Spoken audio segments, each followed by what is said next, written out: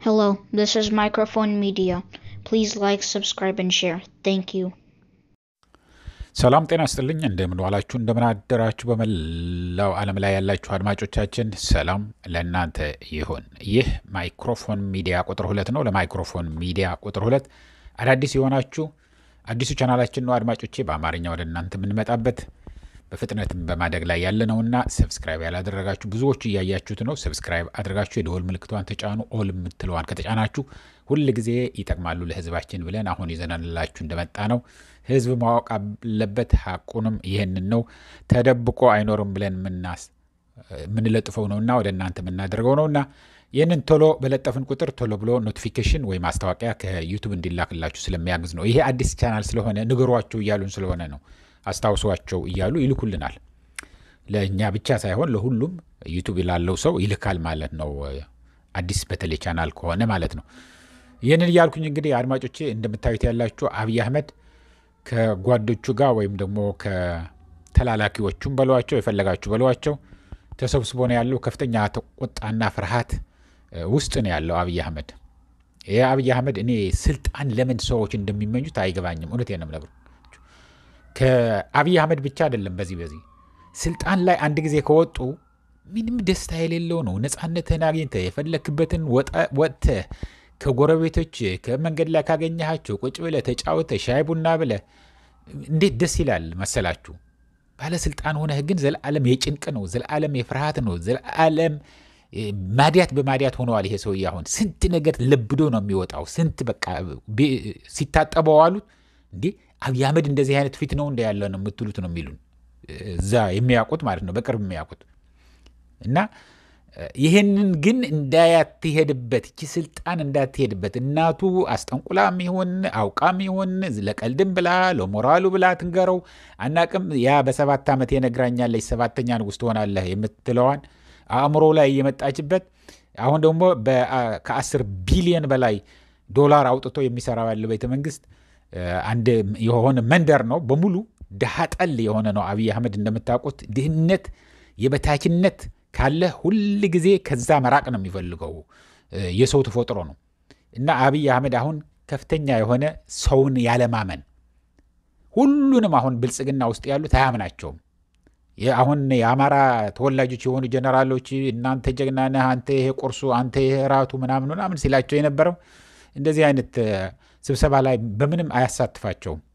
ሁሉንም የምታዩቸው ያላቸው አሁን ጀነራሎቹም ሽመልስ አብዲሳ የኦሮሚያ ፕሬዚደንት፣ አለምሸት ደግፌ አለ እንደምታዩት ጀነራል ነው። በህወሓት ተማርኮ የነበረው ወሎ ነው። ከዛ በኋላ ጌታቸው ጉዲና ነው፣ እሱም ጀነራል ነው። እሱም የተማረኮ የነበረ ነው። ለጥፈንላችኋል፣ ሄዳችሁ ማየት ትችላላችሁ መቼ እንደተማረኩ የት እንደተማረኩ አድማጮቼ። እዚህ ደግሜ ጊዜያችሁን አላባክንም። ብርሃኑ ጁላም እንደዚሁ የተማረከ ነው ከወሎ። እሱም ብዙዎቹ የተማረኩት ወሎ ላይ ነው። መጀመሪያ ከትግራይ ወጥቶ የቲፒኤልኤፍ ሰራዊት ወደ ወሎ አማራ ክልል ሲገባ እዛ ነው በብዛት የማረኳቸው እና እነዚህ ምርኮኞች ኑረው ምንም ነገር የማያውቁ ግን በተዋጽኦ በብሔራቸው ምክንያት ወደ ጀነራልነት ደርሰው የነበሩ ናቸው። አብይ አህመድ ግን አሁን ምንድን ነው የሚላቸው? እኔ ስለመጣው ነው እንደፈለጋችሁ የምትናገሩትና የምትወጡ የምትገቡ ያላችሁ። ሰሃን አቀባይ እኮ ነበርክ፣ ወረፋ ከኋላ ልሁን አንተ ቀደም እያልኩ እኮ ነበር ለትግራይ ተወላጆች የምታሳልፋቸው የነበረ ጀነራሎቹ። እኔ መኖር ማለት የእናንተ መኖር ነው። እኔ ከሌለሁ ግን እናንተ እንደማትኖሩ አታውቁም ወይ ምናምን ነው የሚላቸው። ማመንም አይችልም። ከፍተኛ ቁጣም አለ። ትንሽ ከቆዩም ትንሽ ከራቁም አሁን ለምሳሌ ጠባቂዎቹ እነዚህ ሪፐብሊካን ጋርድ የሚባሉትን በየወሩ ነው የሚቀይራቸው። እመኑም አትመኑ እንዳለ ይበጉዛቸዋል። አያምንም። ሌላ ይቅር ቢሮው ማንም እሱ የሚኖርበት አካባቢ ቢሮ አካባቢ ማንም አይደርስም። ሚስቱን ብትሆን አትደርስም። እውነቴን ነው የምነግራችሁ። በትክክለኛ ነው የምነግራችሁ። ቢሮው በተለይ አይጸዳም፣ አይናፈስም። እሱ ካልገባበት በምንም ተአምር እዛ ውስጥ ከሌለ ሁሉንም የሚደረገው አብይ አህመድ ቢሮው ላይ ያለ ነው። ቢሮው ደግሞ በምን እንደሚከፍተው ታውቃላችሁ? በአሻራው ነው፣ በእጅ አሻራው ነው የሚከፍተው። በቁልፍ አይከፈት። በምንም ልትከፍተው አትችልም። ሰብረህም ልትገባ አትችልም። በጣም ሰኪውርድ የሆነ ማንም ሊደፍረው የማይችል መግባት እንኳን እነዚህ ገብተው ታማኝ የሆነ ሰው መቼም አብስሎ የሚያበላህ ታማኝ ያስፈልጋል። የሚያለብስህም ታማኝ ያስፈልጋል። የሚያጸዳልህም ምናምንም ያስፈልጋል። አብይ አህመድ ግን ይሄንን አያምንም ብለዋል። ከፍተኛ የሆነ ጭንቅ ውስጥ ላይ ነው ያለው ይሄ ሰውዬ። ሁሉንም የሚመርዘው ነው የሚመስለው፣ ሁሉንም ሊገለው የተነሳ ነው የሚመስለው እና ፍርሃት ጭንቅ ነው ያለው። ለነዚህ አሁን ሊበውዛቸው ይፈልጋል። ሽመልስ አብዲሳ በሌላ ሊቀይረው ይፈልጋል። ምንድነው የሚጠላው አብይ አህመድ መሰላችሁ? አሁን ለምሳሌ ሽመልስ አብዲሳ ተረጋግቶ ልክ ለማ መገርሳ ከሽመልስ አብዲሳ በፊት የነበረ ለማ መገርሳ ነው ለአብይ አህመድ አምጥቶ እዚህ ጠቅላይ ሚኒስትር ውስጥ ያስቀመጠው። እንግዲህ እሱ መሆን ሲችል ማለት ነው። ግን ለማ መገርሳ ልዩ ኃይሉ የኦሮሚያም በሉ የኦሮሚያ ፖሊስም በሉት የኦሮሞ ህዝብም በጣም የወደው ስለነበረ ከህዝቡ መነጠል አለብኝ፣ ይሄ ከኔ በላይ በኦሮሞ ህዝብ እየተወደደ ነው ብሎ ስላሰበ ምን አደረገ? በዘዴ እኔ ታምሜ መሞቴ ነው፣ ከፍተኛ የሆነ ልድነውበት የማልችል በሽታ ይዞኛል። ስለዚህ አጠገብ የሆነ ይሄ በትግል ያገኘነውን ከኦሮሞ እጅ እንዳይወጣ አንተ መከላከያ ሚኒስትር መሆን አለብህ ብሎ አታልሎ መከላከያ ሚኒስትር አደረገው። ሽመልስ አብዲሳ ደግሞ የሚያውቀው ነው፣ አብይ አህመድ በደንብ የሚቀርበው የነበረ ነው። አምጥቶ የኦሮሚያ ፕሬዚደንት አድርጎ አስቀምጠው። አሁንም ለሽመልስ አብዲሳ በምን እየጠረጠረው እንደሆነ እነግራቸዋለሁ። በጣም እሱንም ከፍተኛ የሆነ ተሰሚነት አለው በኦሮሚያ፣ ከፍተኛ የሆነ ፓወር ደግሞ አለው። ይሄ ሁሉ ሰራዊት ከፌዴራል መከላከያ ሰራዊት የሚበዛ በቁጥር እኮ የኦሮሞ ልዩ ኃይልና ፖሊስ ነው የሚበዛው፣ ሚሊሻም አለ። ፕላስ ደግሞ መከላከያ ውስጥ ያሉት በብዛት ኦሮሞዎች ናቸው። ስለዚህ ይሄ ሁሉ ሊያስተባበር ይችላል ብሎ ስለሚፈራ ሽመልስ አብዲሳንም ሊገለብጠው ይፈልጋል። ወይ አምባሳደር አድርጎ ሌላ አንድ ሀገር ይልከዋል፣ ወይ አንድ ቦታ ይልከዋል። ግን ታማኝ ቦታ ቁልፍ የሆነች ቦታ ይቻለች እዚህ አስገባሃለሁ ብሎ ነው የሚያስነሳው። ኦልሬዲ ግን መቀየር እንዳለበት ተነግሮታል። ሽመልስ አብዲሳ ደግሞ ልክ እንደ አብይ አህመድ እድሜው ልክ ኦሮሞ ፕሬዚደንት ሆኖ እንደሚኖር ትልቅ የሆነ ማንሽን ትልቅ የሆነ ቤተ መንግስት በሉት የኦሮሚያ ቤተ መንግስት እዚህ ቦሌ መንገድ ፍላሚንጎ አካባቢ በከፍተኛ ደረጃ በስፋት እየተሰራ ያለ፣ በፍጥነት ደግሞ እየተፋጠነ ያለ፣ በቻይኖቹም በምንም ተደርጎ ልዩ የሆነ ይሄ አብይ የሚያሰራ ያለው ቤተ መንግስት ሊወዳደር ይችላል። ከሱ ሁለተኛ ቢሆን ነው የሚባለው። እያሰራ ነው ያለው። ስለዚህ ሊወጣ አይፈልግም። እሱም ግን እንደሚወጣ ነግሮታል። በቃ ቁልፍ የሆነ ቦታ ሰጣለሁ፣ ሁሉንም ነገር አንተ የምትሰራው ነገር የበለጠ እኔን መተካት አለብህ ምናምን ከሚላቸው አንዱ ለሽመልስ አብዲሳ ነው እስኪ ያስነሳው ድረስ። የሽመልስ እንደዛ ሆኖ አሁን ወደ መከላከያዎቹን ልውሰዳችሁ። መከላከያ ብርሃኑን ብዙ ጊዜ ይጨቀጭቀዋል አሉ። ብዙ ጊዜ በቃ አንተ እንደዚህ ያደረኩልህ እኔ ነኝ እኮ በኢትዮጵያ ታሪክ ታይቶ የማይታወቅ ፊልድ ማርሻል የሚል ማዕረግ ተሰጥቶ የማይታወቅ ለአንተ ሰጠሁ። ምርኮኛ ደግሞ በዓለም ደረጃ ምርኮኛ የተማረከው ወታደር ኢታማጆር ሹም መሆን እንደማይችል እያወቅኩ አንተን ኢታማጆር ሹም አድርጌህ እያለሁ ለምንድን ነው እንደዚህ የምትለው? በቃ ወጥተህ ለምን አትናገርም? ወጥተህ ለምን አመስግኑት ለምን አትልም? ወታደሩ በተሰበሰበ ቁጥር እኔን የማያመሰግነው ለምንድን ነው? እንዲያመሰግኑኝ፣ እንዲያከብሩኝ፣ እንዲወዱኝ ማድረግ እኮ የምትችለው አንተ ነህ ከላያቸው ላይ ያለኸው፣ ከኔ ቀጥሎ እኮ አንተ ነህ ያለኸው ብሎ ብዙ ስለሚያስጨንቀው አሁን ብርሃኑ ጁላ ለመልቀቅ ሀሳብ አለው። በቃ ትለቃለህም ብሎታል። ልልቀቅ ብሎም ራሱ ጠይቋል። ከሁሉ በላይ በቃ የሰለቸው እንዴት አርጌ ከዚህ ልገላገል፣ ግን ተገላግዬ ወጥቼ ምኖርበትን ነው የምፈልግ ያለው፣ እንዴት አድርጌ የት መኖር ይችላለሁ ነው። ምክንያቱም አንድ ጊዜ ከስልጣን ካወረደ ሊያስረውም ሊገለውም ምንም ሊያደርገውም ስለሚችል ምን ባደርግ ይሻላል ብሎ ጭንቅ ላይ ነው ያለው እንጂ ልቀይርህ ነው ሲለው እሺ ነው ያለው አሉ። በቀጥታ እሺ። አሁን የሚቀይረው ነው ከፍተኛ ግርግር ያለው። አሁን ሌሎቹ ሁለቱንም የምታዩዋቸው ያለችው ኦሮሞዎች ናቸው። አለምሸት ደግፌም ኦሮሞ ነው፣ ጌታቸው ጉዲናም ኦሮሞ ነው። አሁን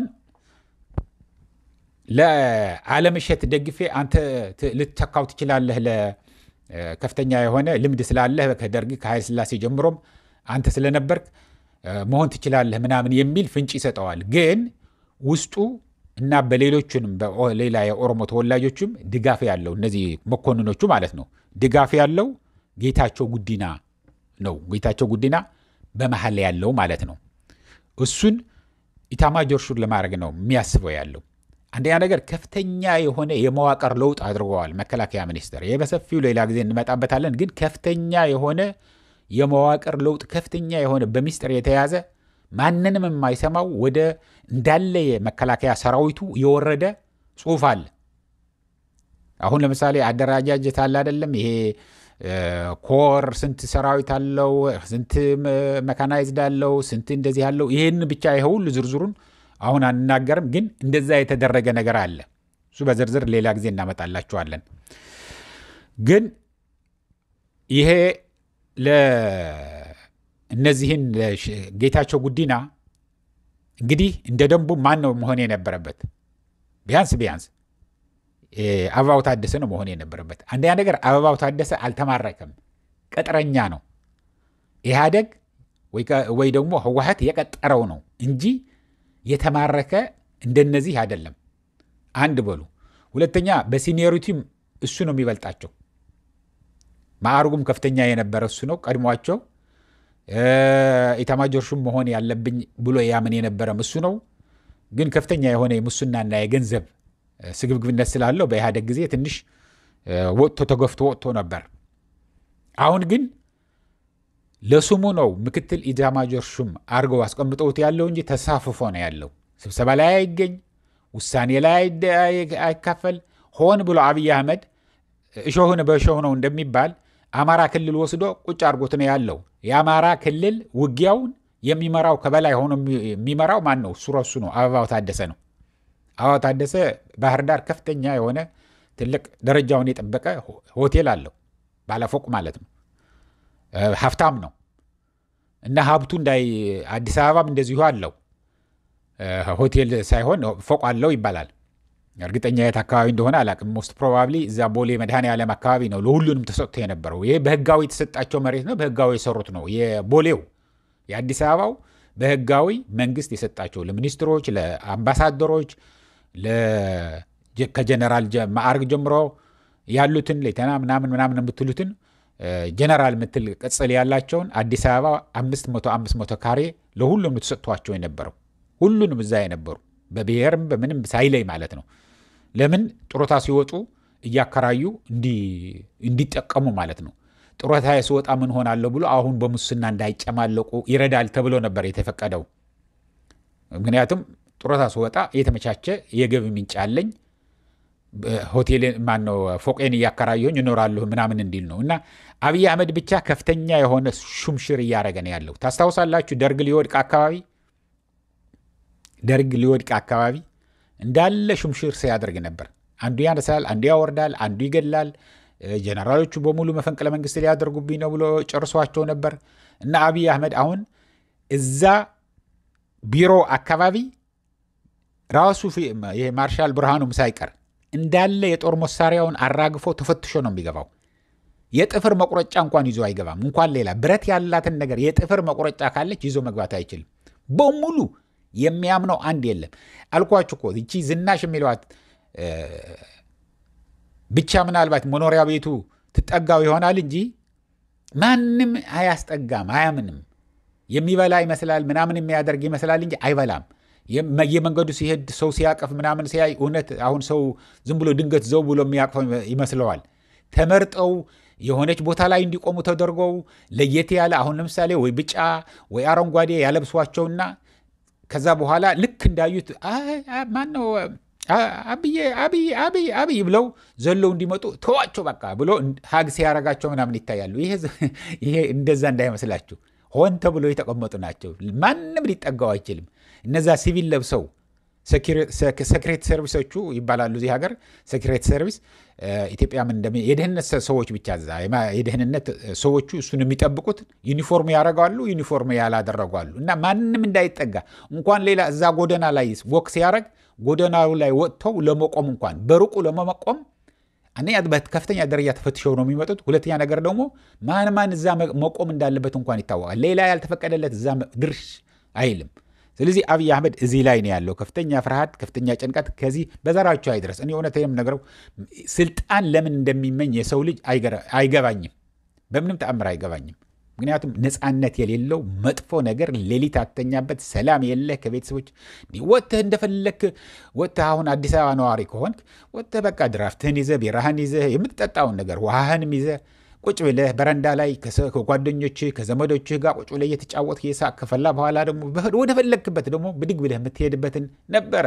አሁን እንኳን መውጣት መግባት አትችልም ከአዲስ አበባ። ግን እንደዚሁ ነው ያለው አድማጮቼ። እና ይህንን እያልኩኝ ሌሎችም እንዲሰሙት እንዲማሩበት እንዲያተርፉበት ምን እየተካሄደ እንዳለ ምን ያህል ኢትዮጵያ እየታመሰች እንዳለች ለማወቅ ስለሚረዳ ላይክ ሳታደርጉ እንዳትወጡ እያልኩኝ ደህና ዋሉ፣ ደህና ደሩ፣ ቻው።